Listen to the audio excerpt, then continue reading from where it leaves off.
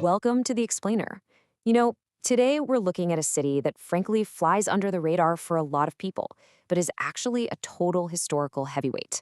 I am so incredibly excited to take you through this because we are going to peel back the layers of a place that is hiding a massive global history right in plain sight. So, what's the very first thing that pops into your head when I say the word Bareilly? Right. If you're like most people, you're probably picturing that hit 2017 Bollywood movie, Bareilly Ki Barfi. Or maybe you're humming that classic song about a lost shumka, the earring dropped in the market. And hey, that pop culture footprint is super fun, but I promise you, by the time we wrap up this explainer, we're going to pivot completely away from those stereotypes. We're about to uncover something way, way more profound. Here's how we're going to peel back the layers of this mystery. We'll start with the foundations of Bareilly, move from epics to Afghan empires, step right into the storm center of the rebellion, explore a dual spiritual hub, and finally examine its modern engines of crafts, crops, and science. Let's start from the ground up with layer number 1, the foundations of Bareilly. Bareilly has literally always had this massive geographical advantage. It's nestled right in the Terai region of the Himalayas, perched on the banks of the Ramganga River. Because of that, it naturally evolved into this bustling transport bridge between western UP and the Uttarakhand Kumaon region. It's about 4,120 square kilometers of prime, fertile Gangetic plain, which means, historically, everybody wanted a piece of it. So, how did this prime real estate actually get its name? Well, the earliest settlement pops up in 1537, thanks to a local chieftain named Jagat Singh. He named it Bareilly after his two sons, Bansaldev and Bareildev. Skip ahead a bit to 1657, and a Mughal governor named Makhrand Rai comes along and lays the foundation for the modern city we see today. Two sons, one empire, and boom, a major metropolis is born. But the human footprint here goes back way further than 1537. Let's move to our second layer, epics to Afghan empires. Okay, get ready for a massive historical drop right here.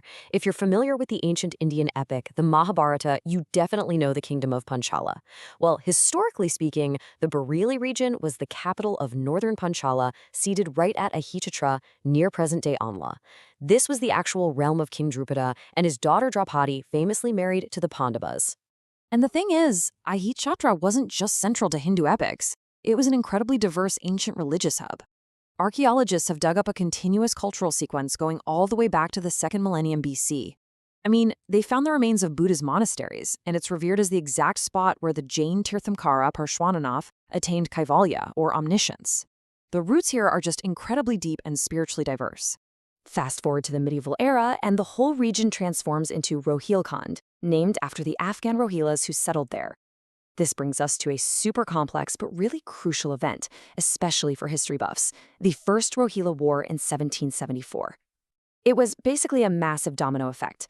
The Rohillas managed to repel a Maratha invasion, but only with the help of the Nawab of Awadh.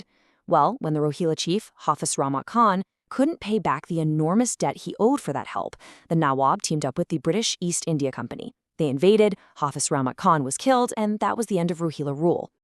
But here's why this matters on a global scale. This specific invasion was unbelievably controversial, to the point where it caused a literal political earthquake back in London. The famous philosopher and statesman Edmund Burke actually used this exact war on the plains of Bareilly to spearhead the legendary impeachment trial of British Governor Warren Hastings. A war fought locally echoed all the way through the halls of Westminster. That legacy of fierce independence didn't die with the Rohillas, though, which brings us to our explosive third layer, storm center of the rebellion. In 1857, during the First War of Indian Independence, Bareilly absolutely exploded. It wasn't just a participant, it was one of the 6 major storm centers of the entire rebellion across the country. Hafiz Rahmat Khan's grandson, Khan Bahadur Khan, actually successfully freed Bareilly and set up his own independent government. At the same time, a local commander named General Bakht Khan marched his troops from Bareilly straight to Delhi, where he became arguably the most powerful military figure of the whole rebellion, overshadowing even the Mughal emperor. And just to show you the sheer audacity we're talking about here, Khan Bahadur Khan didn't just fight a guerrilla war. He went ahead and minted his very own silver coins right out of Bareilly to declare absolute, unquestionable sovereignty. He was essentially telling the most powerful empire on earth, We are our own country now, and here's the currency to prove it. Tragically, that brave defiance came to a very sobering conclusion, 1860. This was the year the British, having re-annexed the city, captured Khan Bahadur Khan. He was tried, sentenced to death, and hanged right at the Kotwali police station in Bareilly. It crushed the rebel stronghold for sure, but it permanently cemented Bareilly's legacy in India's fight for freedom. Now let's step away from the bloodshed of the 19th century and look at the peaceful, spiritually rich landscape of modern Bareilly. Layer 4, a dual spiritual hub. Modern Bareilly really rests on two monumental spiritual pillars. The first one is actually the source of the city's famous nickname, Nath Nagri, or the City of Lords. It gets this name from 7 ancient Shiva temples dotted right across the city limits, places like Alaknath and Dopeshwarnath. These temples have been drawing massive crowds of devotees for centuries, making Bareilly a major Shaivite pilgrimage center in North India. But then you have this second pillar, which gives Bareilly a truly global footprint. The city is the birthplace of the Bareilly movement. Founded by the Islamic scholar Ahmed Raza Khan to counter the growing influence of Wahhabism, this Sunni movement started in this single city and now impacts the entire world. We're talking hundreds of millions of followers across South Asia, the UK, South Africa, and the Middle East. Literally millions of people travel to visit his shrine here every single year. So what does this look like today? Well, if you look at the 2011 census data, you'll see a population that's roughly 64% Hindu and 35% Muslim. And that's not just a random statistic. It's visual proof of how Bareilly's incredibly dense history, its ancient Hindu epics, and its medieval Afghan Islamic heritage are just perfectly, harmoniously woven into the people who walk its streets today. All right, so we've covered the geography, the wars, and the spirituality. What keeps the lights on today? Our final layer: crafts, crops, and science. The economic engine of Bareilly is this fascinating mix of old and new. On one hand, you've got these stunning traditional crafts. The city is famous for surma, a traditional eye cosmetic, and its official one district, one product is Zari Zardozi, that gorgeous gold and silver thread embroidery you see on bridal wear across India. But then, flip the script. Thanks to its incredibly fertile Tare land, Bareilly is a sugarcane powerhouse, which actually allowed it to become the very first district in India to pioneer the government's 10% ethanol blending biofuel standard. So you've got traditional artistry right alongside cutting-edge green energy.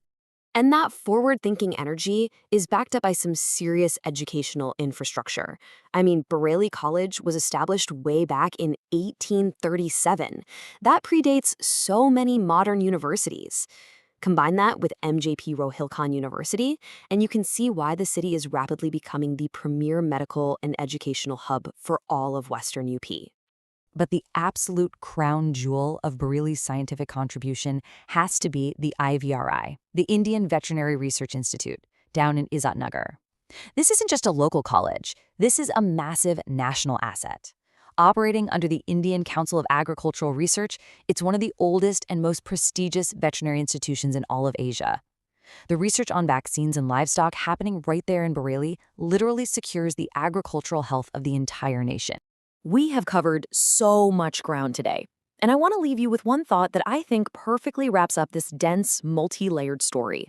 Bareilly is the place where Afghan Rohillas built a kingdom. A scholar launched a global Islamic movement, 7 Shiva temples earned it the name Nath Nagri, and silver coins minted in 1857 declared a rebellion against an empire. Kind of makes you think, doesn't it?